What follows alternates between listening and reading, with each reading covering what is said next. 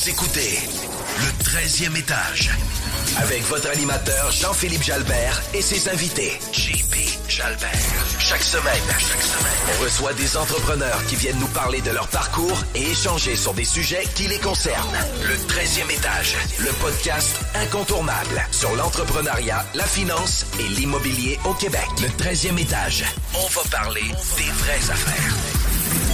13e étage. Bienvenue au podcast Le 13e étage. Je suis Jean-Philippe Jalbert, animateur, entrepreneur et investisseur immobilier. Encore Guillaume aujourd'hui pour nous assister. Salut tout le monde, Guillaume Contant, investisseur immobilier. Comment ça va Guillaume? Ça va très bien, JP.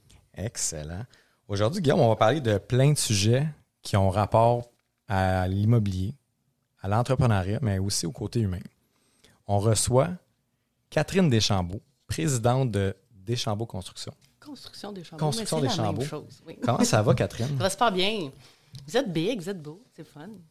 Eh bien, merci Kat. C'est juste dommage que les gens ne puissent pas nous voir, là, mais bon.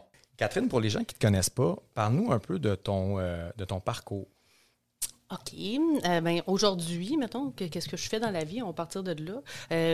Entrepreneur général, propriétaire d'une compagnie de construction, 4 menuisiers. On est monté à 5, mais on présentement 2 équipes complètes, camions, outils, tout le kit. J'ai aussi plusieurs partenariats en immobilier. Je me spécialise un petit peu plus dans l'achat, rénovation, revente, particulièrement conversion en copropriété indivise dans le secteur sud-ouest. Oui, on fait d'autres choses en immobilier, mais ma principale activité, c'est ça. Fait que je pars de où? Moi, je pars... on recule dans le temps. T'as-tu dit qu'on avait du temps, là? Là, on a du quand temps. Moi, c'est toi la vedette, là. Attends une minute, c'est une longue histoire. Lorsque j'avais 16 ans, dans Tétroville, tout près de Hochelaga, Maisonneuve, moi, j'écoutais une émission qui s'appelait Flip That House.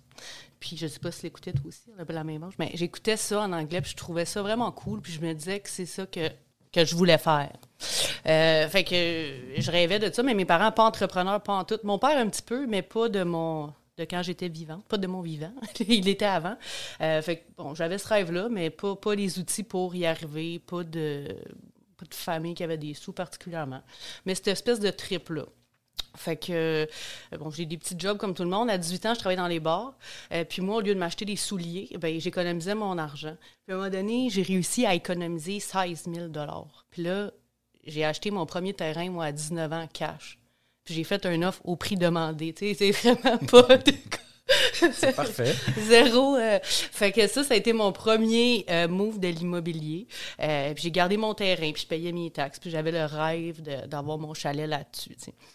Mais bon, ça, c'était mon premier mot, mais en même temps, ça me faisait pas vivre de l'immobilier, là, avoir un terrain à Chelsea sur le bord d'un ruisseau. Là. C'était pas ça. Fait que j'ai continué de travailler dans les bars un bon bout.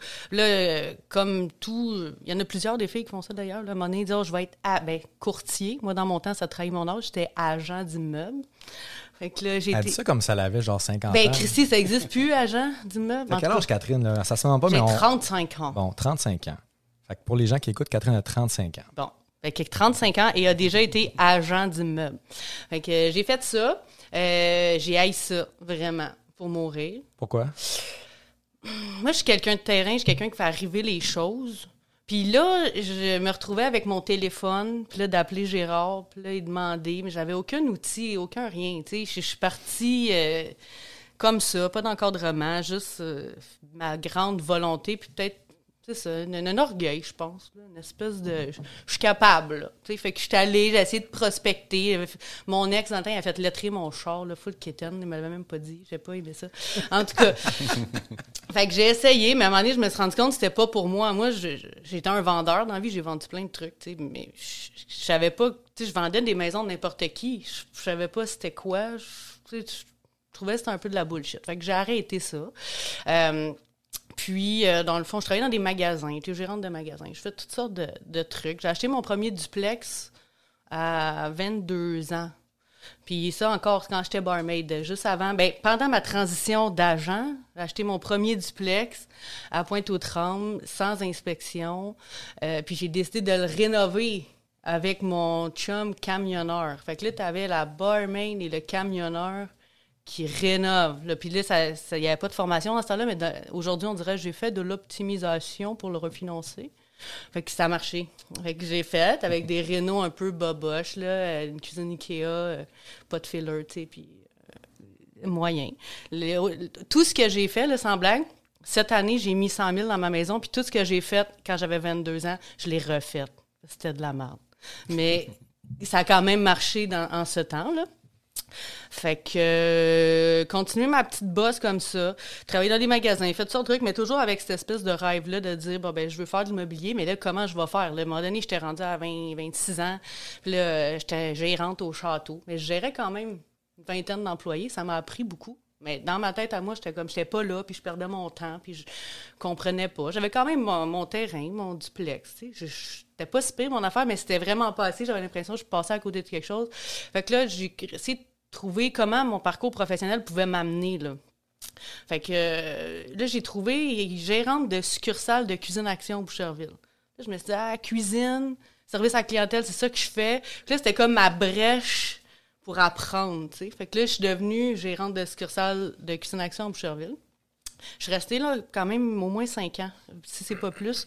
Mais c'était une grosse succursale. Il y avait quand même beaucoup de pieds carrés à gérer, des ascenseurs, de l'entretien, de la maintenance, des affaires à la ville, des permis. Puis là, j'ai commencé à apprendre. Puis là, à un moment donné, ils engageaient une chargée de projet, puis ils se sont rendus compte que elle faisait pas tant la job, puis c'était moi qui ramassais en arrière. Fait que je me suis mis à être chargée de projet pour tout ce qui était rénovation, des showrooms à Boucherville, à Laval.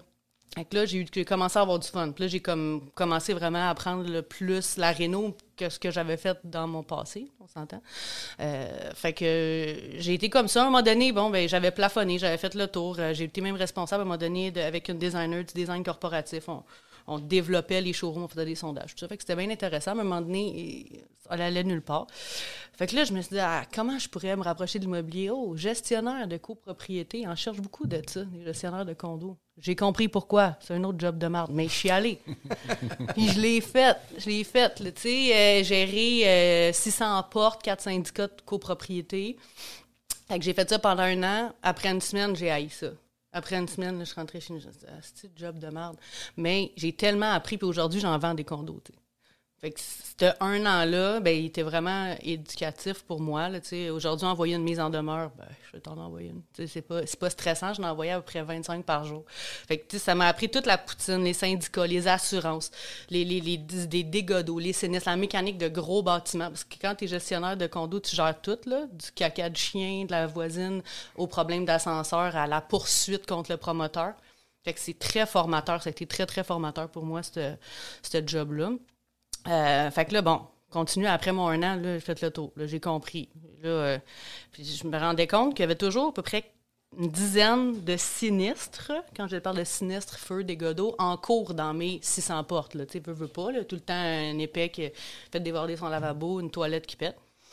Fait que j'étais super amie avec les gens d'après-sinistre. Puis là, à un moment donné, lui, il m'a dit « Hey, Kat, t'as l'air de comprendre quand je te parle, c'est rare. Puis ça te tenterait-tu de venir travailler avec nous autres? » Fait que là, j'ai fait le saut dans l'après-sinistre. Un autre, je pense que ça, c'était les jobs les plus formatrices pour moi, là. Quand on est chargé de projet en après-sinistre, ça veut dire que tu as des journées que tu es sur appel, que ton téléphone il sonne, puis c'est urgence sinistre, intact. Allez voir Gisèle. Il faut que tu appelles Gisèle, 3 heures du matin. Elle est dehors, il y a les pompiers. Là, il y a plein de fatigants de coureurs de feu. Je t'expliquerai un jour c'est quoi un coureur de feu, mais en tout cas, qui veut y vendre son barricadage, là, puis qu'il faut...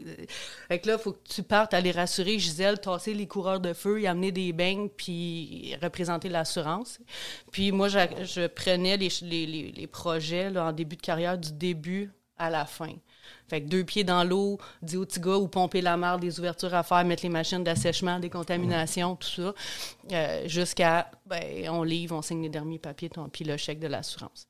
J'ai fait ça pendant plusieurs années, puis à un moment donné, je me suis fait connaître dans le domaine. J'ai été recrutée par une compagnie qui faisait juste ce qu'on appelle dans le domaine de l'assurance de la perte majeure. Ça, c'est des trucs de plus de 500 souvent 500 000. Là. Fait que là, je fais des incendies. Puis j'ai appris un peu plus. Puis là, la notion de la neuve rentre un peu plus, tu sais, ou des travaux plus majeurs quand la moitié de ton building a brûlé ou quand c'est des dégâts d'eau. J'ai fait un centre pour personnes âgées, des sprinklers en partie. Là, ça fait que ça commence à être de la grosse réno. Tu sais. Fait que ça a été très, très formateur. Puis, justement, cet entrepreneur-là, quand il m'a engagé, j'ai dit, c'est la dernière fois que j'essaye. C'est la dernière fois que je vais travailler pour quelqu'un. Fait que genre, si ça va bien, puis que nous autres, on s'entend bien, bien, ça va bien, c'est le fun pour vous autres, je vais rester longtemps, mais j'essayerai plus après ça. Parce que je suis quelqu'un de très intense, puis je mets tout mon cœur dans ce que je fais. Puis quand je suis dans une entreprise où est-ce qu'on pousse du papier, genre le domaine de l'assurance, ou qu'on... C'est ça, j'ai pas de tolérance à l'incompétence. Ou, à un moment donné, ça vient me chercher, puis quand les choses aboutissent pas ou que l'entreprise fait que, ben c'est de même, remplis ton formulaire. Puis j'ai bien de la misère. Fait que j'ai quitté. Puis, j'ai pris la seule formation que j'ai pris de ma vie, en fait. J'ai pris Flip Academy. Puis, dans le fond, ce que ça m'a apporté, cette formation-là, c'est le réseau, un peu. J'ai rencontré André par rapport à ça. Fait que c'est ça, j'ai quitté ma job, je suis partie, j'ai commencé à faire de l'immobilier un petit peu avec Jean-François Tremblay. On avait des projets ensemble, finalement, ils n'ont pas abouti. On en a fait quelques-uns, on a fait un 8, on l'a pratiquement fini. Puis après ça, j'ai rencontré André. Puis là, j'ai commencé à faire du flip. André Lafortune, pour ceux qui se demandent. Exactement, André Lafortune. Ouais. Qui va être sur le show dans les prochains épisodes. Exactement. Le roi de Verdun. Ouais, mais là, ce qui est le plus intéressant, c'est que, bon, oui, j'ai pris ma formation, là, puis là, j'ai rencontré des amis. Là, j'ai été chercher ma licence, parce que c'est ça qu'il faut. Puis j'étais prête. Là, avec André, on a eu un premier deal, tu sais. Puis j'avais tout mon modèle d'affaires en sous-traitance. Moi, j'en connaissais des sous-traitants de par toute mon expérience avant. Puis le dernier entrepreneur de qui je te parlais que j'ai quitté, il me devait une certaine somme d'argent. On avait un litige au niveau des commissions, peu importe. Là, je t'épargne les détails. Mais il devait de l'argent. Selon moi, il me devait de l'argent. Mais c'est ça. Donc, selon lui, il t'en devait pas. C'est toujours ça, il litige, dans le fond. C'est ça. Fait que, ceci étant dit, j'essayais de récupérer le dit argent depuis, je sais pas, un an peut-être. Et un beau matin, je dors et je reçois un message texte d'une ancienne collègue qui me dit « J'espère que tu as récupéré ton argent parce que la dite compagnie a fermé. Ils ont mis tout le monde dehors ce matin. » Je dis « Tabarnak. Tabarnak, mais tabarouette. » Ça veut-tu dire qu'il y a comme 20 menuisiers talentueux qui, aujourd'hui, ont une affaire de chômage entre leurs mains? Une opportunité, là. Exactement. Ben oui, dans la vie, là, tu peux faire deux affaires. Broyer parce que tu as perdu 10 000 $ ou saisir l'opportunité puis en faire 300. C'est ça que j'ai fait. Fait que là, j'ai appelé. « Hey, salut! C'est moi, j'ai le nom. » Fait que c'est ça, là, j'ai plein de projets, là, des affaires. Là, je commence avec quoi dans 2 semaines? Ça te tente dessus. Fait que là, j'ai appelé Patrick. Il est venu me rencontrer. Puis j'osais avec. Puis c'est des menuisiers compagnons d'expérience. Là. Fait que fallait que je les séduise, là. Tu sais, qu'est-ce que tu veux? Genre, qu'est-ce que ça te prend? Qu'est-ce qui te rendrait heureux, Patrick, toi, dans la vie? Tu sais? Puis il m'a dit, moi, j'aimerais savoir mon truck chez nous. Puis, tu sais, j'ai pas d'outils vraiment. Fait que j'aimerais avoir tout, là. Tu sais, même ma drill, je veux pas fournir. Puis, c'est ça, là, un truck chez nous. Puis, travailler CCQ tout le temps. Puis, tout le temps, travailler tous les jours. Ben, j'ai serré la main, puis j'ai dit, bienvenue dans l'équipe. Ça, là, le 2 jours, moi, j'avais un modèle d'affaires en sous-traitance, là. 2 jours après, je serre la main à quelqu'un, puis je dis, oui, je vais te trouver un camion, des outils, tout. Il n'y en a pas de problème. Tu peux ne pas te chercher d'emploi. Fait que là, la course à l'argent a commencé. J'ai essayé de me trouver un camion, commencé à faire des appels. Puis, tu sais, c'est ça un peu, m'amener la force de l'attraction, tu sais. Je l'ai faite, je suis pognée, là. Faut que je fasse quelque chose. Puis là, je me rappelle, je parlais avec JF Tremblay, justement. Je disais, hey, je vais engager des menuisiers si je vais faire ça. Hey, Tika, c'est une super bonne idée. Puis d'ailleurs, j'ai un trailer qui traîne à l'entrepôt. Il sert à rien. Tu le veux dessus, je vais te le prêter. Ben oui. J'étais allé à l'entrepôt, pogner le trailer. Moi, j'avais une coupe d'outils. J'étais allé y acheter des affaires de Walt Canadian Tire. Là. Puis on est parti de même, tu sais. Puis c'est un des plus beaux risques de ma vie, parce qu'aujourd'hui, je me trompe pas, ça va faire 2 ans. Oui, ça fait 2 ans qu'ils sont sur mon payroll, ce monde-là. Ça fait 3 ans que je suis partie à mon compte, mais que là, que ce monde-là sont sur mon payroll depuis 2 ans, puis on n'a jamais manqué d'ouvrage, tu sais. Puis on a commencé à 2, parce qu'il y avait lui, après ça, Patrice, il a embarqué. Puis après ça, on a engagé un autre. Puis là, je suis rendue avec 2 équipes. Puis Patrice, il a son truck aussi, puis on est prête, tu sais, puis ça marche. Mais est-ce que c'était ça mon plan? Non. Parce que c'est quand même un parcours atypique. Là. Tu me parles de toutes tes affaires. J'étais barmaid. Ça, j'étais là dans un magasin. Si, j'ai vendu. Ça, j'étais allé au château. Après ça. OK. Oui, c'est très atypique. Mais ça part de là quand tu avais 16 ans. Tu oui. me disais, j'ai eu ça, j'ai eu cette idée-là. Après ça, tu sais. Ça a J'ai été cherché. Ouais. mis un peu de côté, peut-être. Un c'était petit là, mais peu, tu sais, là. après ça, c'était... Mais l'idée ultime, c'était de faire ça. Puis... Ouais, je voulais vivre de l'immobilier, particulièrement de ce qu'on appelle du flip. Là. J'aime pas le mot, ça fait un peu décor ta vie, là. J'aime pas ça. Revitalisation. Ouais, redéveloppement. Redéveloppement. Ceci étant dit, mais oui, oui, mon parcours est super typique, puis c'est parce que j'avais un peu tout le temps le focus, tu sais. Puis oui, j'ai essayé toutes sortes d'affaires. Je me disais, barmaid, là, je vais économiser mes sous, je vais bâtir mon terrain, tu sais, moi-même, puis tout ça. Ça n'a pas marché. Là. D'ailleurs, je l'ai perdu, ça fait partie de mes échecs, on en parlera plus tard, mais... Oui, j'ai un parcours très atypique, puis des fois, on se rend pas compte. On est à une place dans la vie, puis on pense qu'on fait rien ou qu'on perd notre temps, tu sais.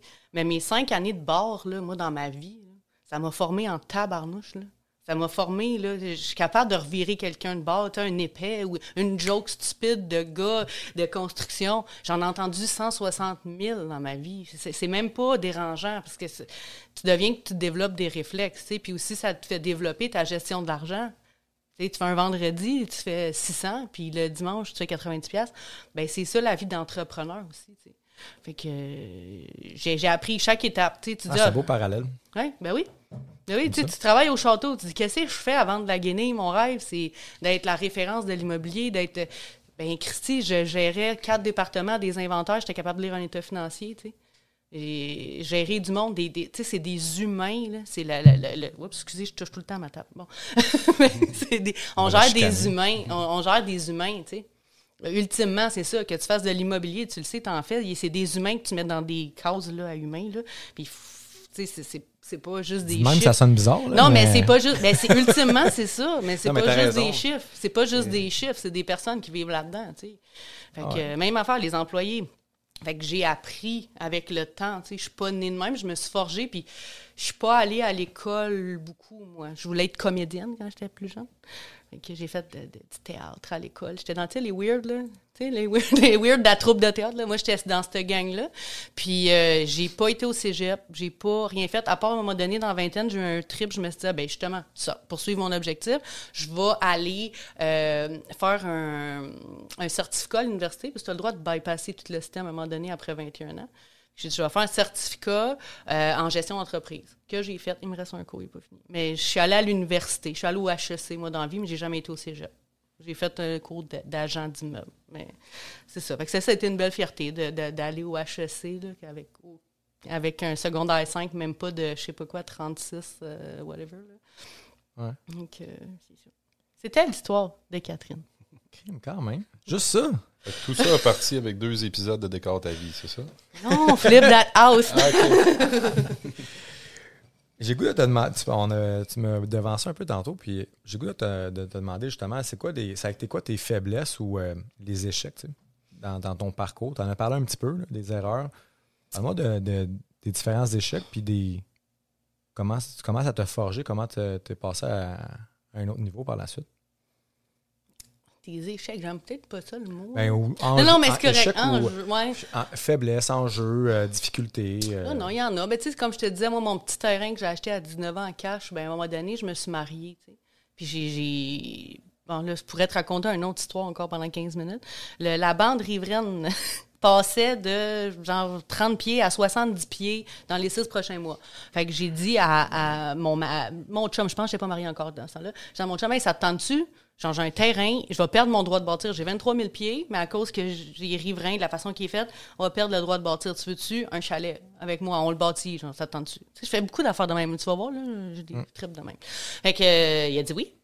Fait que moi, je suis allée au notaire, puis j'ai cédé mon terrain, puis là, on a bâti un chalet. Qu'un chalet dans un secteur de... Là, c'est pas le marché d'aujourd'hui, là, ce que je te parle. Tu sais, à Chersey, il y a... Non, mais c'est parce que t'es vraiment vieille, là, c'est dans l'ancien temps, là. OK, le marché, bien, je vais t'expliquer mon histoire. Tu vas voir qu'aujourd'hui, mon chalet à Chersey, il serait plus rentable, je pense. Fait que, en tout cas, j'ai bâti une maison neuve dans un secteur de vieux chalets qui n'avait pas de neuve.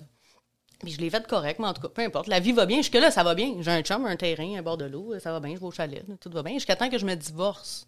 Et que là, je réalise que j'avais cédé le terrain, que là, je perdais comme... Tu sais, quand tu commences à faire le split de ton divorce, là, le bout vraiment le fun, là, tu t'assois avec un tableau Excel, puis tu fais, ton char, c'est une location, il reste tant de mois, ça, c'est à 2. Ah, ton char, toi, il est payé, ça se sépare en 2, la dette, l'actif. Là, tu fais ça, là, actif-passif. Puis là, à un moment donné, le terrain, le dit chalet, bien, il arrivait que, bien... il était déficitaire de 40 000 $. Mais là, moi, mon 16 000 $ d'argent cash de barmaid que j'avais mis il y a des années, il était comme... Il était dilué. Ouais. Mais il était dilué, il n'existait plus. Fait que c'est ça, tu sais, moi, j'avais plus de sous que ce gars-là. Tu sais, c'est plate, là, tu sais, l'histoire du gars. Ouais, ma femme est partie avec le chalet puis 20 000 $. Ben moi, c'est mon ex qui est parti avec le chalet puis 20 000 $. On le salue. On le salue.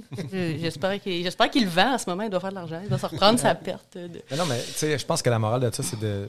Il y a des épreuves, ça fait partie des fois de la vraie vie. Là, C'est de l'apprentissage. Ouais. J'ai appris à négocier là-dedans aussi. J'ai une assez belle leçon de négociation parce que là, c'est des affaires personnelles. Je ne sais pas comment le monde va écouter ça. Ceci étant dit, lui, il a décidé... Ben, je sais. C'est ça le but. En fait, on parle des vraies affaires, puis c'est le côté humain. Puis, tu sais, un entrepreneur, il y a l'argent, mais il y a les humains. Là, tu l'as dit. Puis la business, c'est ça. Tu sais, la journée que l'humain ne marche pas comme il faut... Après ça, tout le reste ne marche pas comme il faut. Là. Exact. Mais tu sais, c'est une assez belle leçon de négociation que j'ai eue parce que j'avais l'espèce de duplex rénové, là, camionneur barmaid, là, le choix de chef, là, la Renault moyenne. Puis ce chalet-là, tu sais. Puis au départ, puis là, c'est ça, choix émotif. Tu sais, Chris, c'est mon premier investissement immobilier. Tu sais, je veux garder mon chalet, mon bord de l'eau. C'était donc émotif pour moi. Tu sais. Puis là, quand on arrivait justement aux actifs passifs, là, tout se jouait sur la perte de cette affaire-là parce que la banque voulait pas financer plus 20 000 $ ni un des deux biens, pour qu'on puisse payer l'autre. Puis lui, il avait négocié très serré mon duplex, du genre, ça vaut l'hypothèque, c'était... Puis je fermais ma gueule, peut-être parce que c'était émotif, je voulais mon chalet, puis je voulais juste que ça finisse. Puis finalement, il était pas capable de le sortir, lui, le 20 000 pour me racheter. Fait que j'ai comme fait la clause shotgun, genre. OK, moi t'as donné, moi, le 20 000, donne-moi le duplex au prix de l'hypothèque. Meilleur move de ma vie. Meilleur move. Fait que aujourd'hui, j'habite ce duplex-là. Il a été rénové parce que je l'avais rénové comme de la merde quand j'étais jeune. Mais aujourd'hui, ce duplex-là, il est loué. Il paye complètement l'hypothèque, complètement les taxes et complètement l'assurance. Fait que moi, j'habite chez nous gratis. Fait que c'est pas pire. Tu as quand même transformé pas un échec, là, mais un défi en bonne chose. Oui, tout à fait. En opportunité. Ça fait 2 fois depuis le début du podcast qu'il a fait ça. Oui, j'ai tendance à faire ça. C'est parfait. Parle-moi tu me parlais dans la fiche des invités, tu me parlais actuellement, tu vis les plus grands enjeux de ta vie. J'ai goût de t'entendre là-dessus parce que... C'est bizarre, ouais. Je sais pas comment je te l'ai écrit, mais oui, c'est vraiment ça. C'est des enjeux, c'est un enjeu bizarre parce que moi, j'étais dans l'action toute ma vie puis dans la quête de quelque chose. Parce que là, on part de 16 ans, je suis rendue à 35, 30. En 20 ans, j'ai accompli où est-ce que je voulais m'en aller. T'sais. Ma mission, c'était ça. Je voulais vivre de l'immobilier, je voulais être une référence. Puis on faisait des jokes tantôt sur le Journal de Montréal, puis mon condo dans le New York Times. Bien, c'est ça, je suis rendue. Je suis la femme que je voulais être, moi, dans la vie. T'sais, puis c'est le fun. Juste pour préciser, Catherine, elle a passé la semaine passée, au mois de mars, en fait. Première page du Journal de Montréal. Puis, là, quelques mois, dans le New York Times. Donc, c'est pas rien là, pour une flippeuse, même si elle n'aime pas le mot. Donc, tout à fait. Fait que c'est ça, tu sais. Félicitations. Merci. Parce que quand on a la misère à prendre prendre le succès, prendre les compliments. Le succès. Non, mais... Ah oui, c'est beau. Oui, c'est ça. Mais c'est ça, je suis en train de te le dire avec bien des mots. Dans le fond, j'ai du succès en ce moment dans ce que je voulais faire. Puis c'était l'objectif, je m'étais fixé. Puis ça va bien. Puis j'ai une compagnie qui va bien. Cette année, ça va être une super belle année. Je m'entoure des gens que j'aime. J'ai trouvé un gars qui je vais pouvoir réaliser ce que je voulais. Ben, en tout cas, du moins, je pense. Peut-être, a priori, tu sais, je suis là, je suis bien. Tu sais, à 22 ans, quand j'ai acheté mon duplex, je voulais faire ça. Je voulais habiter dedans gratuitement puis être bien. Ben, je suis rendue là. Puis, je suis rendue là. Je veux dire, j'ai comme coché les cases. En fait, c'est comme positif, mais c'est négatif parce que là, dans le fond, tu te cherches un peu. Tu te dis, bon, mais je vais faire quoi? C'est quoi les prochains steps? What's next? C'est exactement. Ça. Puis, c'est bizarre. Ben, j'ai été en struggle toute ma vie. C'est quoi next? Je le sais pas. Ben, honnêtement, non, c'est pas vrai. Là, je commence à y penser. J'aimerais peut-être faire du neuf, peut-être j'aimerais ça. Moi, toute ma vie, j'ai rêvé d'être un power couple. Ça, c'est un peu mes prochaines années d'essayer de travailler ça, pour pouvoir vraiment m'appuyer sur quelqu'un, sur mon chum, puis de pouvoir qu'on puisse être d'être vraiment, c'est ça, là, la force de l'équipe. Là. Du neuf, peut-être, mais j'aimerais faire moins de terrain, plus de vision stratégique. Mais tu sais, ça, c'est un peu abstrait, qu'est-ce que je te dis, tu sais. J'ai pas de... Puis là, je commence à avoir un peu de liquidité. Fait que tu sais, c'est peut-être plus, justement, investir avec du monde que je crois en ce qu'ils font. J'ai des discussions avec Marie-Éléonore Mélo, je crois beaucoup en ce qu'ils font. J'ai un peu de liquidité qui s'en viennent. Ben, tu sais, c'est le genre d'affaires que j'ai le goût, parce qu'eux autres, ils voient de quoi en moi, que, comme tu dis, moi, des fois, je le vois pas, là, mais je pourrais probablement leur apporter beaucoup, puis eux autres, qui ont une force vraiment particulière dans un domaine pointu, puis c'est un milieu qui est risqué. Je sais pas à quel point les prêteurs sont excités de ça. Moi, ça me tente. Fait que je suis un peu là. Tu sais, je sais pas. Puis la COVID, c'est pire. Parce que probablement, s'il n'y aurait pas eu de COVID, ben j'aurais tout le temps été plus dans l'action. J'aurais peut-être voyagé comme une estime malade. Je le saurais moins, tu sais. Mais là, justement, c'est particulier de te lever et de dire, ben, OK, je l'ai fait, tu sais, je l'ai fait. Je sais pas comment dire ça. C'est comme un baby boomer qui prend sa retraite, il a rêvé de sa Corvette rouge toute sa vie, puis là, il l'a. Il fait quoi? Il s'en va-tu se promener avec ou il assire dans son garage? Tu es rendu au-dessus de la montagne, en haut de la montagne, puis là, tu te cherches un nouveau défi, en fait. Oui. Présentement, Construction des Chambeaux fait du flip immobilier. Fait que ça l'achète. Ben non, ben là, c'est... Construction des Chambeaux est le sous-traitant de mes compagnies immobilières, en fait. OK. Puis je fais de la location de main-d'œuvre aussi. OK. Puis là, à l'occasion, je vais faire des rénovations majeures ou des jobs de structure, des choses plus particulières. Là. Mais. J'imagine que tu touches aussi encore un peu la Sinis. Non, je ne veux plus rien savoir de ça. Non, jamais. Tourner la page. Jamais, ouais. Non. Si tu nous fais juste un exemple, sans aller dans les chiffres nécessairement, mais un exemple de projet que tu as fait au niveau du flip, là, tu prends un duplex que tu revends en 2 condos, tu fais une maison de ville. Oui, non, la maison de ville, moins, je te dirais, c'est plus payant de faire 2 condos. Ben, dans mon secteur que je travaille. Okay. Tu peux peut-être parler de tes succès, dans le fond, c'est la prochaine question. Puis en fait, je pense que ça met la table. Parle-nous des projets, justement, que tu as faits. Puis il y en a quand même quelques-uns là, qui ont été très rentables. Oui, ben, j'en ai plusieurs, des différents. Il y en a un, on a fait un projet sur la rue Jolicoeur à Montréal, puis on a flippé en 90 jours, puis on a fait 150 000. T'sais. Ça, je te dirais, c'était pas mal. C'est impressionnant. C'était pas mal dans mes meilleurs. Puis ça, il y avait les vacances de Noël dans ce temps-là. T'sais, on parle d'un 90 jours notaire à notaire, là. Pas de travaux, là. Okay. Fait que notaire, travaux, Noël, mise en marché, vente. On a rénové un rez-de-chaussée. Au début, je disais, on n'a pas fait beaucoup de travaux, puis plus je l'explique, plus je me rends compte, finalement, ça roule en tabarnouche. On a refait une salle de bain à l'étage, on a créé une nouvelle salle de bain au sous-sol, fait une coupe de division, changé la cuisine, enlevé un mur. Il n'y avait pas de fenêtre, puis tout ça, peut-être c'est ce qui a aidé au délai. Là. Mais ça a été un des bons moves que moi et André, on a fait, puis je suis assez fière de ça. Ça se passe vite. Là. André m'a appelé, on a un STD, là, je signe la PA, là, je la signe. Mais signe, mon Dieu Seigneur. Puis c'est ça, 1 mois plus tard, on était en train de flipper, puis 3 mois plus tard, on avait 150 000. Mais tu sais, ce 150 000-là, il a été investi dans mon autre projet, qui, lui, est ça a été tout un défi. Là, on va notarier, tant que je vais toucher du bois. Tant que c'est pas notarié, mais on passe au notaire vendredi prochain. Le condo qui a passé dans le New York Times, d'ailleurs, c'est un immeuble qu'on a, un triplex, semi-commercial, sur la rue de l'Église à Verdun. C'était quelque chose qui était sur le marché, d'ailleurs, un centris affiché depuis longtemps. On a fait un offre, je pense, 100 000 en dessous du prix demandé. On s'est fait refuser. On a attendu 1 an. Puis on est revenu. Le courtier avec qui on avait fait un offre n'était plus courtier à ce moment-là. Fait qu'on est allé cogner directement pour faire un offre. Le monsieur, ceux qui font de la prospection vont le savoir. Des fois, les gens sont accueillants, là. Je sais pas comment dire. De moins en moins, mais ça arrive. Il nous a accueillis comme en bobette, pas dedans.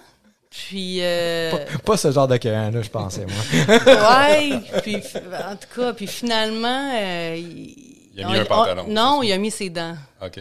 Fait que, c'est vrai, c'est même pas de l'humour. Fait qu'en tout cas, on a négocié avec lui, puis en tout cas, on a fini par acheter cet immeuble-là. Puis convertir le rez-de-chaussée en résidentiel. Dès qu'on a commencé les travaux, on a découvert pas 1, mais genre 3 foyers d'incendie dans ce rez-de-chaussée-là. Fait qu'il y avait de la structure à faire. La bonne nouvelle, c'est que ça me stresse pas. Je savais quoi faire. J'avais la main-d'œuvre pour le faire. Fait qu'on a décontaminé, on a fait le nécessaire, la structure, tout ça.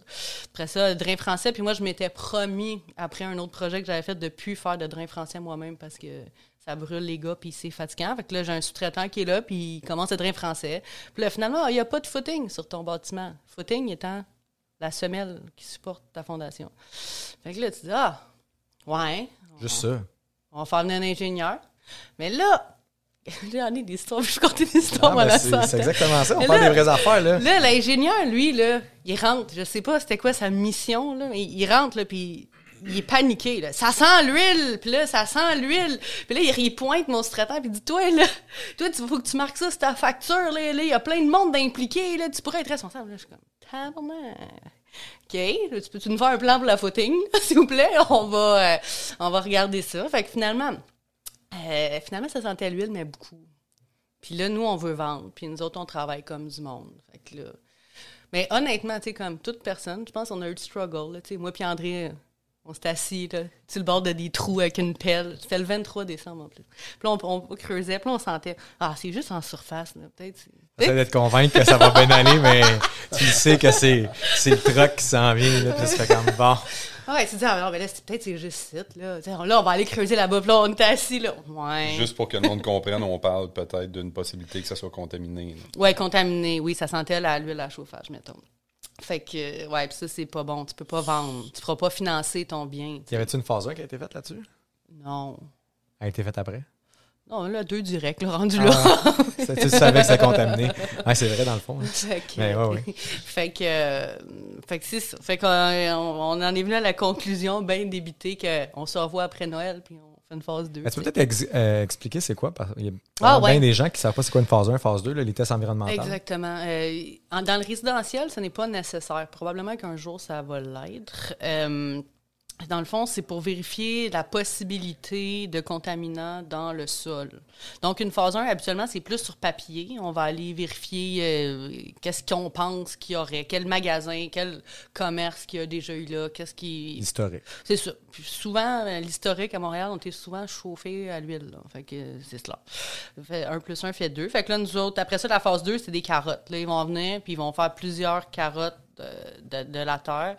Puis suite à... là, nous autres, il y avait de la contamination. Là. Suite à ça, ils font une genre de trigonométrie, puis là, ils figurent où est-ce que c'est contaminé, puis à peu près à combien de creux ça l'est. Fait qu'on était rendu là. On a eu notre phase 2. Puis...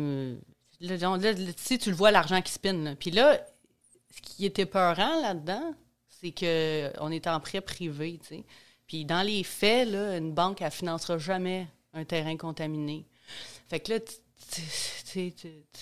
ce que tu veux, c'est sortir du privé, puis là... là, pas tout de suite. Tu veux vendre à un particulier, mais tu pourras jamais le vendre à un particulier. Puis là, tu veux-tu...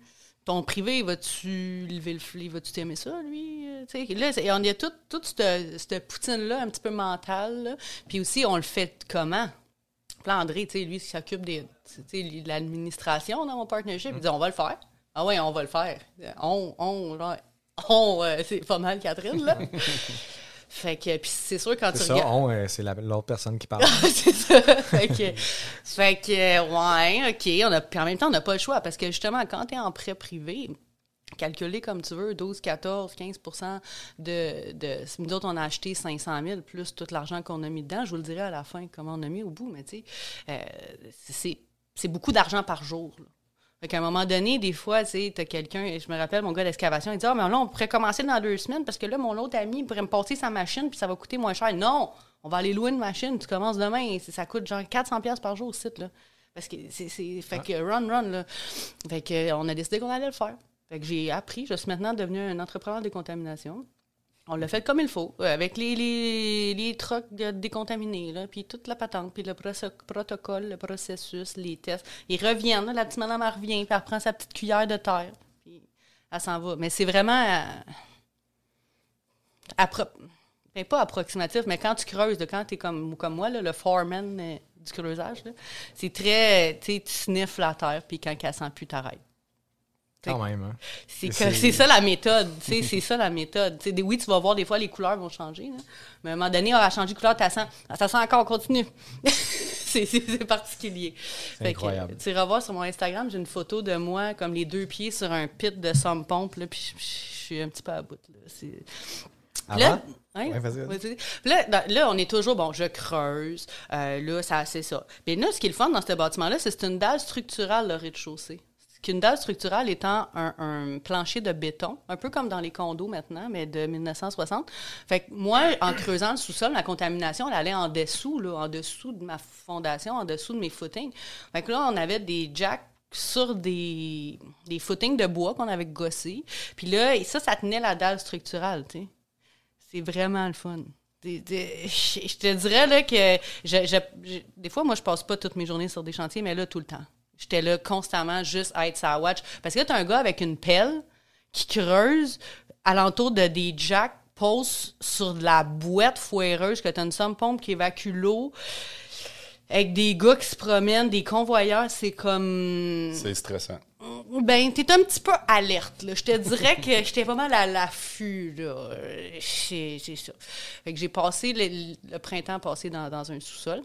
Mais là, ce qui est le fun, c'est que mon partenaire, lui, c'est un gars qui marche. Fait que là, il était parti 6 semaines marcher. Je me rappelle plus. Il est dans Phoenix. Non, Phoenix. Dans le désert.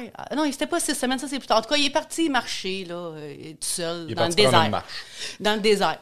Mais là, si on se rappelle bien, l'année passée, à ce temps-ci de l'année, moi, je suis toute seule, je pue le gaz.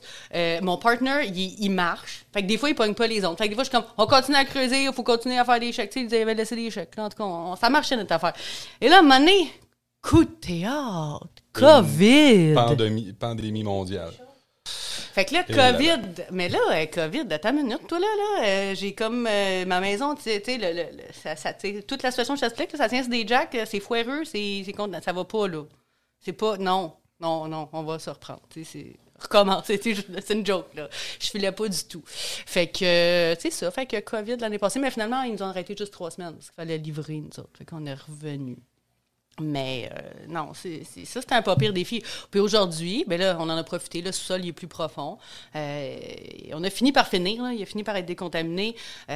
Puis cette unité-là a finalement été vendue, ultimement sans courtier, là, au bout de la run, à 1,25 million. Donc, c'est 3 unités. Oui, donc une première unité à 1,25 million qui est le rez-de-chaussée, où est-ce qu'on a creusé, que j'ai mis ma sueur dedans.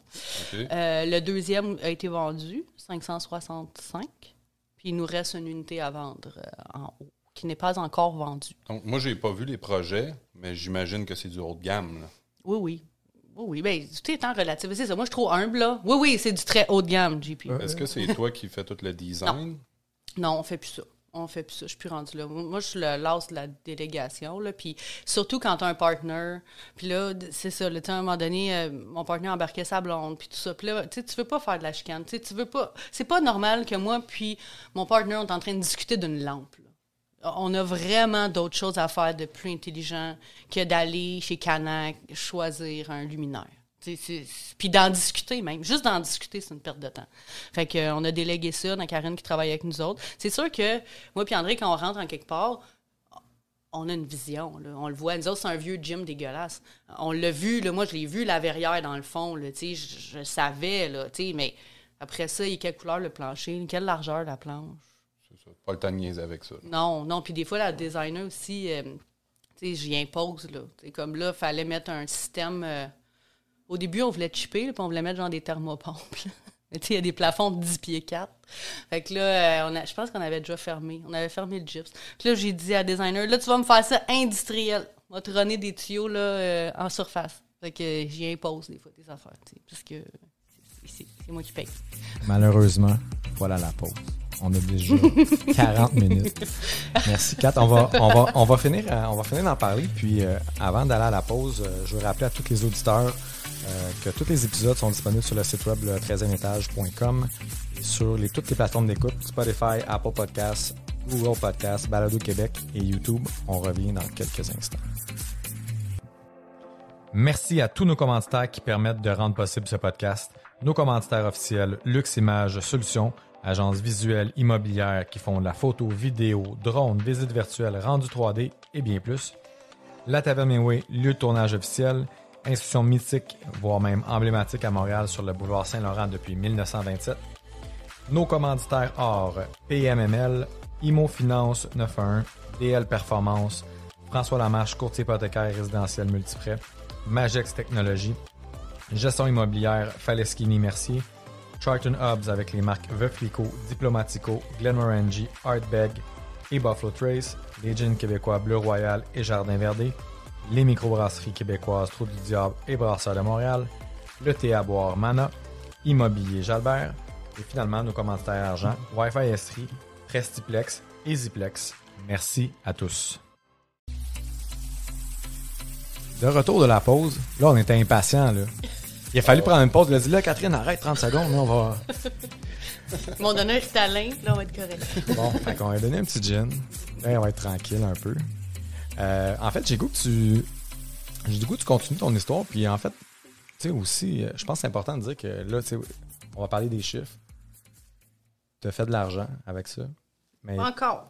Ben, Pas encore. tu vas faire l'argent. Oui. Puis c'est quand même tout un processus quand même. Tu sais, les gens pensent que c'est facile puis que tout le monde fait de l'argent, c'est pas bien facile. Tu sais, ça aurait pu être un flop, par exemple, ce projet-là. Ah ouais, puis c'est ça, il y a d'autres... Tu sais, ça, c'est même pas la moitié de l'histoire de cette affaire-là, tu sais. Puis j'ai de la misère avec la... Mais tu le sais, là, je t'en parle souvent. J'ai de la misère avec ça, moi, l'espèce d'image que l'immobilier, c'est donc magique, c'est donc facile, c'est donc... tu sais, là, ça a l'air beau, tantôt, je t'ai dit en 80 jours, je fais 150 000, là. Mais je veux dire, je suis une machine de guerre, là, j'ai des années de construction derrière la cravate, puis mon partner, il est allé cogner à la porte de cette madame-là, qui elle a pleuré, tu sais, son mari s'appelait André, comme André, la madame. Tu vois, genre, tu sais, il y a des affaires, on va, où est-ce que c'est pas tout le monde qui y va, puis... Tu sais, je pense que ce prêt-là, il devait être à 16 %. En tout cas, mais tu sais, c'est que c'est pas facile, c'est pas magique. Puis quand t'es 2 pieds dans la terre contaminée, puis tu te dis, c'est quoi je fais? Ben, tu continues, tu sais, mais c'est pas tout le monde qui a cette résilience-là. Je pense que, tu me demandais que ça prenait pour être entrepreneur, des fois, de la résilience. À un moment donné, de dire, je suis pogné, là, je suis là, c'est quoi je peux faire? T'as beau te fâcher, te rouler à terre, je serais en train de me rouler dans la terre contaminée, il n'y en aurait pas... C'est de la résilience à un moment donné. Puis, OK, je vais en avant. Il y a une grosse gestion de stress, puis ça, on le voit plus ou moins, là, mais des nuits blanches ou pas capable de dormir ou peu importe, là, avoir la tête ailleurs pendant des semaines parce que ça va pas bien. Je pense que tous les entrepreneurs, ils vivent ça, puis on en parle très peu. Oui, parce que c'est moins sexy sur Facebook de parler des vraies affaires. T'sais, souvent, tu vas pas aller dire, tu sais, que tu marques quoi sur Facebook ou sur les médias sociaux ou whatever, LinkedIn, name it. Là, tu marques quand tu fais ton projet puis c'est fini, hey, c'est Louis, on a fait de l'argent. Mais tu sais, les gens voient pas toutes les heures de travail, les heures avec tu as 8 hamsters qui te courent dans la tête le soir parce que tu penses à tous tes problèmes. Parce que la vraie vie, là, c'est que l'entrepreneuriat, c'est des problèmes à chaque jour. Si tu n'es pas capable de résoudre ces problèmes-là, puis tu as toujours des affaires. Là, à chaque jour, il y a quelque chose qui se passe. Exactement. Puis comme tu dis, ça aurait été bien mauvais là, de faire une story. Genre, hey, aujourd'hui, on vient de perdre 100 000 parce qu'on continue de creuser puis on sait pas quand est-ce que ça va finir. Genre, yeah, genre, hashtag vive ma vie. Genre, c'est non. C'est plus, what the fuck, course à l'argent, où je vais trouver l'autre 100 000, tu sais. Puis, à un moment donné, c'est là, puis c'est là que tu vois quand tu as des partenaires solides. Parce que, oui, là, je vais t'avouer que j'avais une petite frustration pendant qu'il marchait son désert, là, pendant que j'étais tout seul, là, avec des estis de bons de décontamination à envoyer, tout ça. Mais en même temps, quand à un moment donné, là, il a fallu qu'il l'allonge, là, le 100 000 de plus, le 200 000 de plus, là, il est allé, lui, à la course à l'argent, puis il l'a fait, tu sais. Puis ça aurait pu, tu sais... ça aurait pu être très conflictuel, là, cette situation-là, puis on est passé au travers, mais il n'y a rien de magique. Tu sais, oui, c'est beau de dire « elle a fait le New York Times avec son truc, c'est vraiment nice, regarde son projet. » Oui, c'est beau, mais c'est rough, man. C'est rough, là, je suis encore en train de m'en remettre. Tu sais, je veux dire, il n'y a rien qui n'est pas arrivé. Tu sais, le locataire, nous, pour vendre du condo individuel, il ne peut plus avoir de locataire dans un immeuble. Tu sais. Puis nous, le locataire... Puis tu as le classique, là, parce que c'est ça aussi, médias sociaux. Ah là, c'est-tu un vieux de 70 ans? Lui, tu pourras pas le sortir.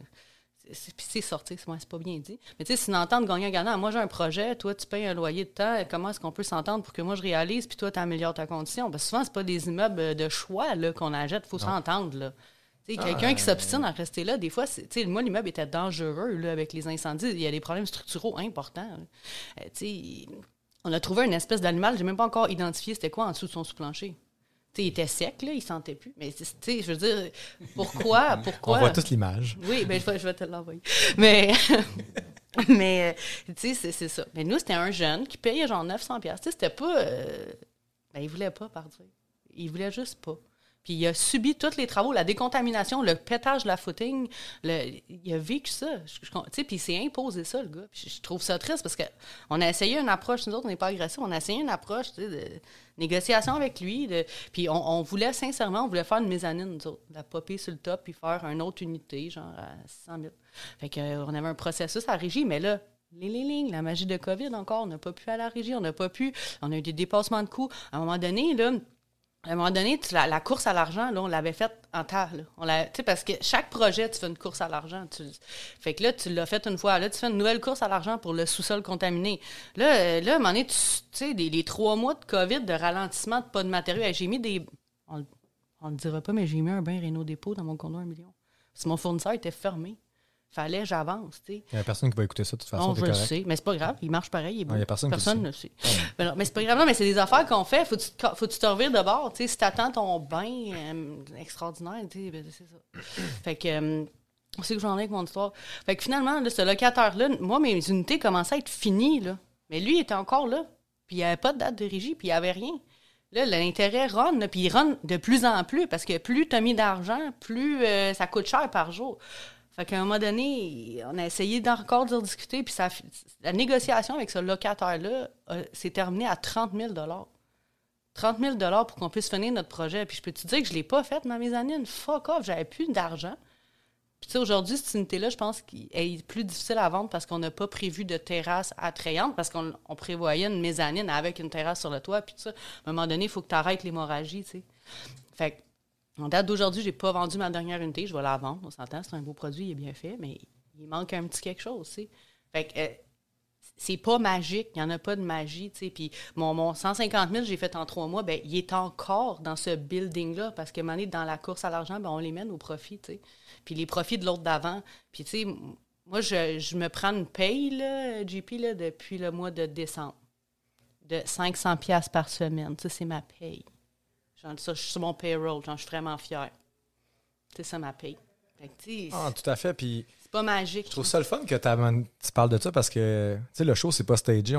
C'est l'invité qui fait le show. Puis, non, mais la vérité, c'est que c'est ça. Il y a pas de. Moi, je vous laisse parler. Puis on pourrait parler 1 heure juste de ça. Puis, mais c'est parce que ça me fâche. Mais ça fâche beaucoup d'entrepreneurs parce que le problème, c'est qu'il y a souvent une image des gens qui sont comme font de l'immobilier, se promènent en Ferrari, ont fait 2 immeubles, puis c'est donc bien hot. Il y a des gens qui travaillent fort, puis qui prennent des risques, puis que les profits, tu les réinvestis. Puis nous autres aussi, on est partis avec une petite mise de fonds, puis on est rentré avec plusieurs immeubles, mais ça grossit. Puis là, à un moment donné, on prend des plus gros risques. Puis c'est toujours aussi bon que ton dernier projet. Là. C'est ton ça. dernier projet, tu le floppes, 150 000, tu l'as plus, il est disparu. Là. Exact. Il y a un risque. Oui, il y a une belle paye, il y a de l'argent, mais après combien de temps, après quel risque, combien de nuits tu n'as pas dormi? Quand tu es entrepreneur, là, tu ne cloques pas à 4 heures, tu dis OK, c'est fini, on passe plus, c'est fini, on ferme les lumières. Tu penses toujours à ça parce que c'est un irritant profond. Par exemple, tu deviens tellement stressé que tu fais juste penser à ça. Nous, c'est des permis. Ouais. Des fois, on n'a pas nos permis, on développe un projet, il y a des nuits, là, je me couche, là, puis je suis comme, je vais-tu l'avoir mon permis? Parce qu'on aussi, on a de l'argent dedans. On a des frais de développement. Les gens ne réalisent pas ça des fois. Puis c'est un peu ça qu'on veut. On veut parler des vraies affaires. C'est pas juste le rose. Oui, on a tous des gens qui réussissent. On a des gens qui ont un super beau parcours. Mais c'est pas sans effort. Mais non. Puis tu sais, quand tu donnes... Je peux pas parler pour le locataire à qui j'ai donné 30 000$. C'est beaucoup d'argent quand même. Il n'est pas perdu perdant. On voit les histoires d'horreur. Là, moi, j'en connais plein des investisseurs qui donnent des bons montants. C'est un win-win. Hey, mais tu sais, à ce moment-là, 30 000 quand pour sortir de ton là, logement. Puis souvent, les investisseurs les replacent.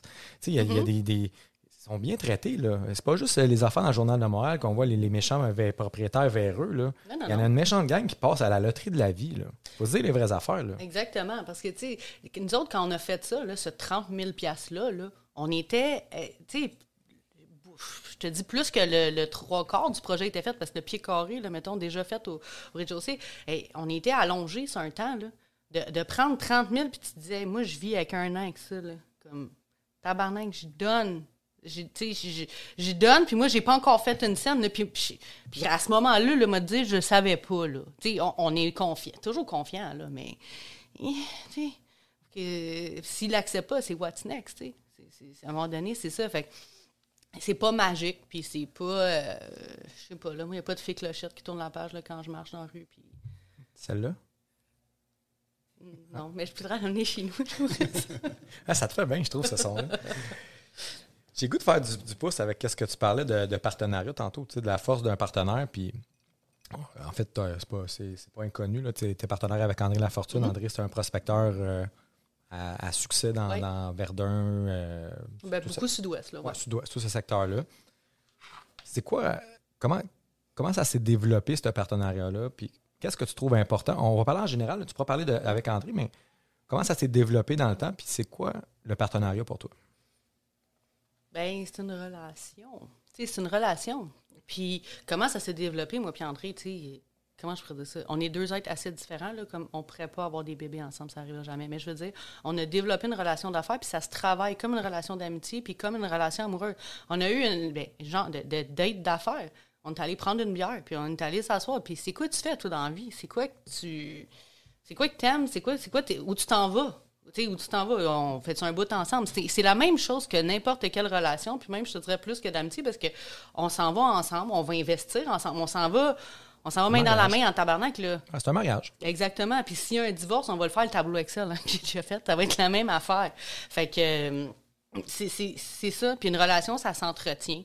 J'en ai d'autres partenariats sont un petit peu moins solides. On travaille moins. Ça va arriver, on va avoir un deal, mais tu sais, moi et André, on s'appelle à tous les jours. À tous les jours. Présentement, on n'a pas de projet ensemble. Là. On s'appelle. Comment ça va tes locataires? J'en ai pas de locataires en commun avec lui. Il me parle de ses locataires. Il y a des conseils de ça. Sa femme, son bébé. Tu te dois d'entretenir une relation d'affaires comme tu entretiendrais une amitié ou peu importe. Là. Mais moi, je pense que c'est la base d'un partenariat. Moi, j'ai pas le goût d'être en partenariat avec quelqu'un qui n'est pas mon ami. Que je suis pas prêt à inviter à souper à la maison. Bien, c'est sûr. Moi, je vais faire du pouce, là, parce que là, c'est un sujet qui me chercher, hein? qui me font. Non, mais ça me fait des boutons. Puis j'en parle souvent, puis je le dis publiquement. Ça me fâche, pas ça me fâche, parce que ça ne change rien à ma vie, mais ça me dérange parce que je comprends pas les gens qui cherchent des partenaires sur Facebook. Pour moi, là, c'est d'un non-sens là, sans nom. C'est comme chercher un partenaire sur Tinder, même chose. Exactement. C'est penser de trouver la femme de ta vie ou l'homme de ta vie sur Tinder quand tu swipes 22 gars et 23 filles avant, tu sais. Ça peut arriver, là. Je veux dire, ça peut que tu trouves quelqu'un de vraiment nice, puis que tu t'entendes bien, puis que ça aille super bien. Ça se peut que ça soit un Christ de bordel. Ben oui. Tu sais, je veux dire, puis c'est drôle, on avait Robert Richard, puis tu sais, Robert, il dit souvent, là, il dit, les gens, ouais, mais là, t'aurais-tu faire une enquête sur mon partenaire? Écoute, tu fais une enquête locative sur une personne qui va te donner 10 000 12 000 $ par année, puis t'es pas prêt à en faire une avec une personne à qui tu vas investir 500 000 $. Ouais. C'est weird, hein? Puis je le dis souvent de même, le monde me fait comment écrire, mais on va penser à ça. Ben, c'est quand même spécial quand tu regardes ça, là, parce que tu te dis, aïe, les gens, là, sont fous, là, sont aveuglés par la magie. Là. Hey, je vais trouver quelqu'un, j'ai un deal, je cherche partenaire passif, 500 000 $. Ouais. De un, c'est illégal là, pour les gens qui nous écoutent. Là, c'est complètement illégal de faire ça. Okay? L'AMF régit ça. Les gens me disent, non, c'est illégal. Tu n'as pas le droit de solliciter des partenaires passifs dans n'importe quoi publiquement. Deuxièmement, ben, tu t'attends à voir quoi comme. Tu sais, je veux dire, salut, hey, by the way, moi j'ai de l'argent, toi t'as un projet, ok, go. J'ai la misère là, tu sais, t'es en train de. Tu vas me partir, là. Non, j'ai de la misère à concevoir ça. Non, mais il y a une promotion de ça. Il y a une promotion de. On met les amis ensemble, puis là, les amis vont faire de la magie, puis là, la magie, on va tout chier des 100 000. C'est un. Tu sais, là, les licornes, là. Attends, en tout cas, je prends moi pas. Mais ça, je trouve ça fâchant. Il y a une grosse promotion de ça. Puis on dirait que le COVID, il a amené encore plus de monde. Je sais pas, la quête de l'argent, là. Tu sais que tu veux dire quelque chose, te laisser parler, Guillaume. Vas-y, Guillaume.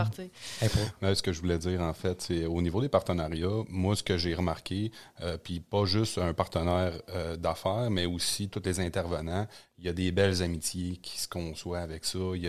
Parce que veux pas, quand tu as vécu ton moment de décontamination, puis ça soude quelqu'un, c'est comme un gros sentiment de tu sais, comme si vous avez vécu de quoi de lourd ensemble, fait que ça soude le monde, puis parce que là, je trouvais que ça s'en allait un petit peu trop dans le négatif. Merci, là, on va rester dans le positif. Oui. Moi, tu le disais tantôt, il y a des fois que j'ai parlé plus souvent avec mon partenaire dans la même journée que j'ai parlé avec ma blonde. que je me dis, t'as à boire, c'est ça, ça soude. Puis même chose pour les notaires, même chose pour l'agent d'immeuble. C'est ça. Mais il faut que tu choisisses ton monde. Puis ça s'applique même à la... Des fois, moi, les gens me demandent beaucoup, là, tu sais, toi, tu es une femme en construction, comment... C'est mon prochain sujet. Non, mais je vais bouncer là-dessus parce que c'est un peu la même chose, tu sais, comment tu vis ça? Mais tu sais, moi, aujourd'hui, je travaille plus pour des générales qui m'imposent des sous-traitants, tu sais. Je choisis avec qui je travaille, fait je les vois plus, les mononcles, tu sais, parce que je travaille pas avec. Parce que ça marche pas, parce qu'on s'entend pas bien, tu sais. Fait que moi, mes employés, ils ont beaucoup de respect pour moi, sinon ils iraient travailler pour quelqu'un d'autre. Puis mes sous-traitants, ben quelque part, ils ne doivent pas trouver que je suis une petite fille pas compétente, tu sais, parce que sinon ils travailleraient avec quelqu'un d'autre aussi. Là, tu sais, à un moment donné, il y a une limite à l'argent, là. Fait que, tu sais, quand tu choisis ton milieu, ben tu choisis tes partenaires, tu choisis tes sous-traitants, tu choisis... Puis ça fait que tu as un milieu positif. Puis que tu ne vends pas du rêve. Tu sais qu'on m'entend, en fait, là, je ne veux pas être négatif, mais je me pose la question, puis je veux que les gens comprennent, parce qu'il y a des gens qui écoutent ce podcast-là, qui vont se dire, ouais, dans le fond, c'est vrai, ça fait pas de sens. Tu sais, pour moi, ça veut pas dire nécessairement que c'est ton meilleur ami avant. Mais non. C'est au moins quelqu'un que tu connais. Tu sais, moi, j'ai un partenariat, puis je le dis ouvertement, je n'étais pas un gars qui était très ouvert au partenariat. On faisait nos affaires, notre bar, puis ça avançait. Évidemment, j'avais une capacité limitée. On n'a pas des fonds à outrance. Puis je me suis approché par un gars que ça fait 2 ans qu'on jase, qu'on se parle, on se partage des bonnes pratiques. Puis à un moment donné, il m'a dit, hey, gars, j'ai un projet, j'ai le goût que tu sois avec moi, puis voici pourquoi je veux que tu sois avec toi. Puis on a des compétences carrément différentes. Ça, on était complémentaires. Ben, je dis, ben, on allait dîner ensemble une fois de temps en temps. On entrait dans la relation. On s'appelait, comment ça va la femme, les enfants. Puis c'est devenu un ami. Mais je comprends. En fait, je me pose la question, puis je veux que les gens réfléchissent aussi, dire, c'est normal de chercher des partenaires sur Facebook. Je vais faire du pouce sur ton... Tu vis des épreuves là, en affaires. C'est des épreuves, puis des fois, il y en a des plus grosses que d'autres. Des fois, tu te dis, hey, je vais te passer à travers. Là. Ça te prend quelqu'un qui va dire, gars, oui, on va être capable. Hey, je vais m'occuper de ça, inquiète-toi pas, ça va bien aller. Puis des fois, il essaie de te convaincre, peut-être qu'il n'est pas convaincu. Moi, il va dire, hey, ça va bien aller, c'est correct. T'sais. C'est pas quelqu'un qui lui dit, hey, moi, je sais pas, j'ai amené juste du cash. Moi, ma job, c'est d'amener du cash. Ouais. Tu comprends-tu? Oui, puis là, mon cash est en danger, je veux le retirer. Parce que, tu sais, puis ça pourrait être tout à fait normal. Puis c'est un peu ça que je veux amener. T'sais, le but, c'est pas d'être négatif. Les partenariats, ça peut être... C'est d'être réaliste. C'est juste d'être réaliste. Même si quelqu'un qui a de l'argent, qui a les compétences, mais que toi, tu t'entends pas bien avec, fonce pas en partenariat avec. Tu vas te planter, c'est sûr et certain. C'est la manière qu'on communique. T'sais, en même temps, comme je te dis, André tripe sur aller marcher dans le désert. Moi, j'irai jamais marcher dans le désert avec André. Là. Ça n'arrivera pas. J'aime pas marcher dans le désert, mais on est capable de communiquer. Puis avec d'autres partenaires aussi. Là, ça a bien marché. Dominique, Mathieu, on a fait un beau partenariat. Ça a marché. Mais on est moins proches. Donc, je pense qu'on fait moins de business ensemble. De par ce fait-là. Parce qu'on est moins... C'est ça, l'attraction. Là, plus tu fais rouler tes affaires. Là. En fait, la business, c'est des humains. Là, on dit tout le temps. On parle de la brique, de l'argent. Ici, à bout de ligne, là. C'est quoi qui va faire ton succès? Dans la plupart des cas, c'est ton réseau. Le réseau, c'est quoi? C'est des humains. Des humains, ben, c'est des locataires, c'est des sous-traitants, c'est des notaires, c'est des financiers, c'est tout le monde qui gravite autour de ce milieu-là. Là. Si tu brises des relations avec les gens, puis tu n'as pas des bonnes relations avec ton banquier, ça se peut qu'on les dise, hey, lui, je ne l'aiderai pas dans ce projet-là. Mais puis dans n'importe quoi, ça s'applique à toutes les sphères de ta vie. Si tu es désagréable, au souper tes chums, ben, tu es désagréable. Tu n'auras pas d'amis. Puis si moi, j'ai un plombier, je l'ai sorti dans mes chantiers en plein milieu, puis c'est vraiment pas intelligent. Ben, pas intelligent. En théorie, c'est pas intelligent de faire ça parce que c'est rare un plombier qui va reprendre la job d'un autre. Mais il était désagréable. Il était désagréable. Puis on perdait du temps. Puis mes employés aussi, à négocier avec lui sa mauvaise humeur, puis à comment faire. Fait que moi, ces gens-là, je les élimine de ma vie. Peu importe que tu sois sous-traitant ou un partenaire, puis c'est comme ça il était très talentueux, hein? Il était très talentueux, il travaillait tout seul, il était plus vite que tout le monde. Mais je veux pas. J'aime mieux payer plus cher. On va se le dire, un humain de marde, ça reste un humain de marde. C'est ça. Il a beau être talentueux, avoir de l'argent, peu importe, ça reste un humain de marde. C'est ça, exact. Ça, c'est vraies affaires, dans le fond. Non, mais c'est vrai. Ben, ça peut pas être plus clair que ça. C'est exactement ça. J'ai rien d'autre à dire. Bon, c'était le bout sur le partenariat. Excellent. Un humain de marde, ça reste un humain de marde. Citation de Guillaume Comte. Je suis désolé parce qu'on a tourné le podcast avec Robert Richard dernièrement. Fait que... Ouais, puis c'est ça. Il y avait beaucoup de marde dans la... Ben, tu vois, Robert Richard, c'est une bonne personne. Il a trouvé un deal dernièrement avec son karma juste parce qu'il voulait rembourser.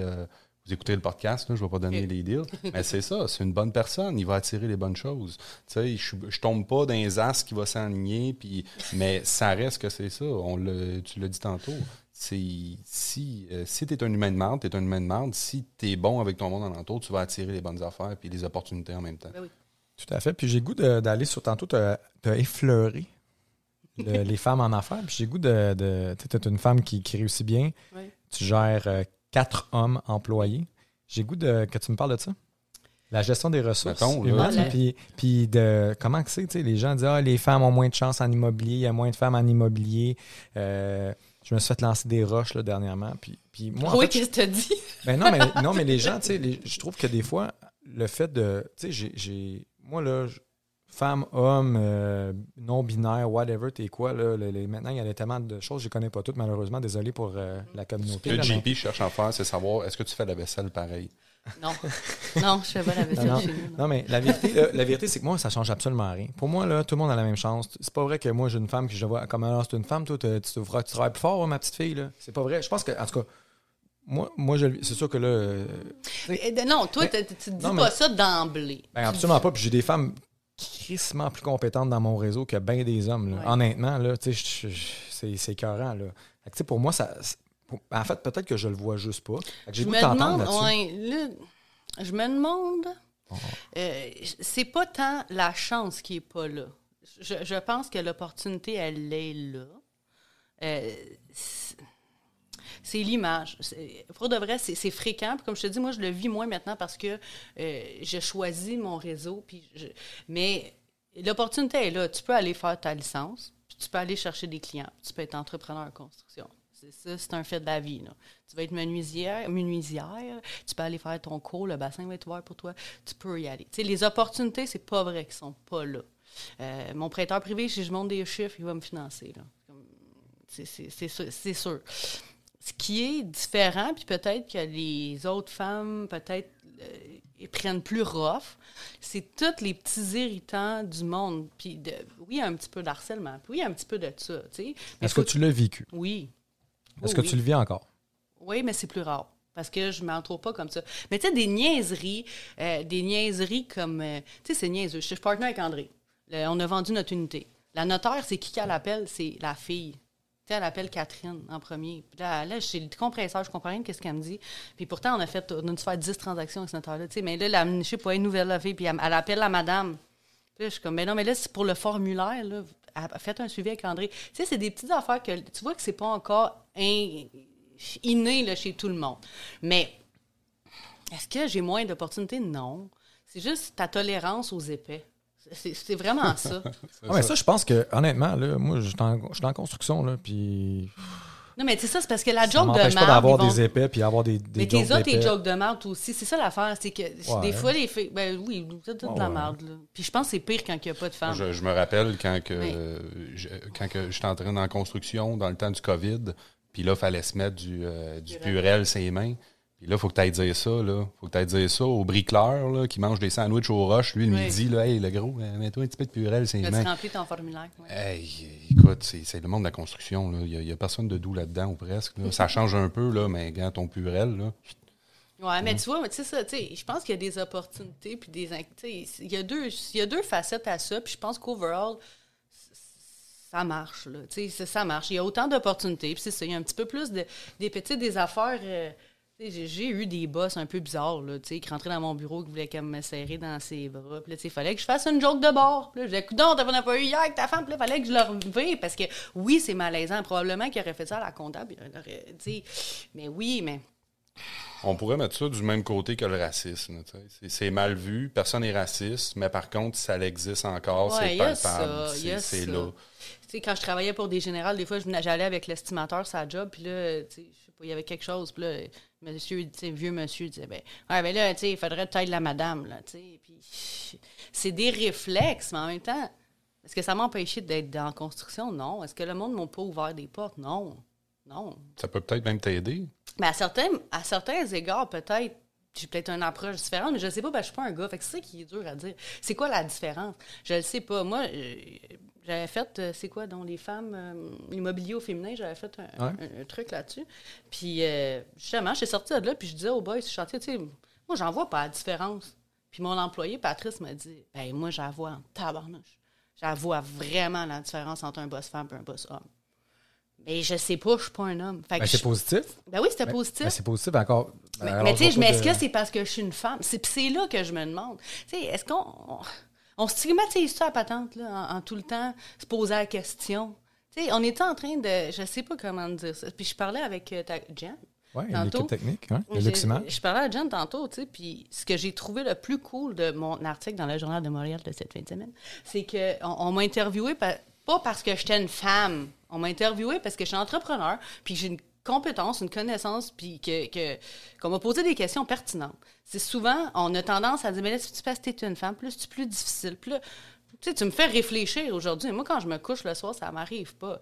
Mais... Dernièrement, il m'est arrivé quelque chose. J'ai trouvé ça bizarre. Quelqu'un avec qui je fais affaire dans mon réseau qui voulait que je soumissionne pour un de ses appartements. Puis, à un moment donné, il dit « Ah, il y a un autre gars, mais je pense qu'arrête de soumissionner. Je vais aller avec, je sais pas, Daniel, je pense. Je vais aller avec Daniel, tu sais, parce que Daniel, tu sais, c'est un gars de skidoo, là. Genre, il a 48 ans, là, tu sais. Puis, fait que je pense, tu sais, lui, il connaît ça, là, tu sais. Fait que je pense que je vais aller avec lui. Puis, j'étais comme... T'es-tu sérieux? En plus, c'est dans mon réseau, tu me connais. Mais tu sais, t'associes. Tu sais, il s'en est pas rendu compte. Le gars, lui, s'est couché le soir. Il s'est pas dit, j'ai fait sentir Catherine comme si parce qu'elle ne faisait pas du skidoo, puis elle n'avait pas 48 ans, puis une barbe, qu'elle était moins compétente. Mais c'est un peu ça qu'il a fait, sans s'en rendre compte. Fait que c'est juste ça qui arrive à l'occasion. Que oui, j'ai peut-être perdu une opportunité de soumissionner ce job-là, mais à quel point que j'ai pas des opportunités de soumissionner sur des jobs parce que comme on va tout être des filles, ça va donc être le fun. Tu sais, je pense pas que c'est un plus ou c'est un moins, c'est juste un peu différent.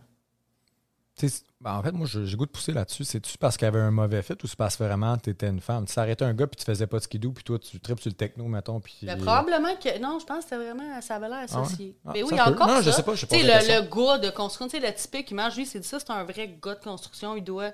Puis c'est des images, c'est des affaires c'est des styles, je sais pas comment dire ça, là, des paradigmes. Oui, des paradigmes, c'est exactement ça. C'est un peu ça, puis on s'en rend pas compte. Puis les femmes, c'est ça, on le vit un peu plus. C'est sûr, si j'étais honnêtement menuisière, moi, physiquement, je suis pas capable. Là. Les gars, ils pourraient t'en parler, ils rient de moi régulièrement. Je suis incapable. Là. Je suis gauche en plus, je me pète la gueule tout le temps. Fait que moi, en tant que menuisière, si c'était mon rêve, peut-être que j'aurais pas les capacités physiques. Là, je vais me faire tirer des roches à cause de ça, mais moi, je serais pas capable. Fait que peut-être sur un chantier, oui, ça pourrait faire des jokes ou des affaires de « ben t'es pas assez forte, fille ». Peut-être ça arrive à des gens qui travaillent plus physiquement. Mais moi, en tant que gestionnaire, en tant que... Non, je pense pas. Je pense juste que c'est parce que c'est toi, pas parce que tu es une femme. Tu sais, je vais donner un exemple. Moi, j'ai des amis policières. Mm-hmm. Puis ils font du crossfit. Moi, je faisais du crossfit. Ben, là, ça va réouvrir, on va en refaire, là, mais...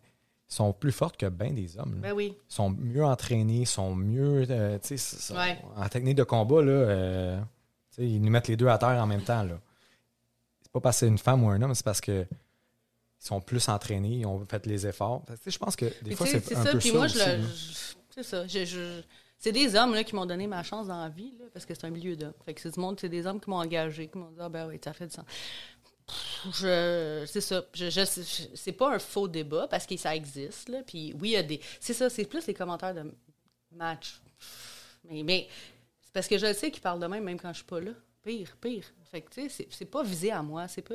Ben, tu sais, on peut aller de l'autre bord. Est-ce que, mettons, un party de filles ensemble, là, est-ce que c'est toujours diplomate et classique? Je pose la question.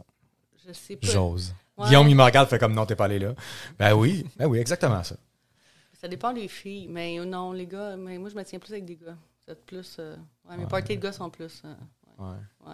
Je veux pas te décevoir, mais. Ouais. Moi, je parle à des amis de filles, puis quand ils me content des histoires de party de filles, je suis comme, oh, mon Dieu.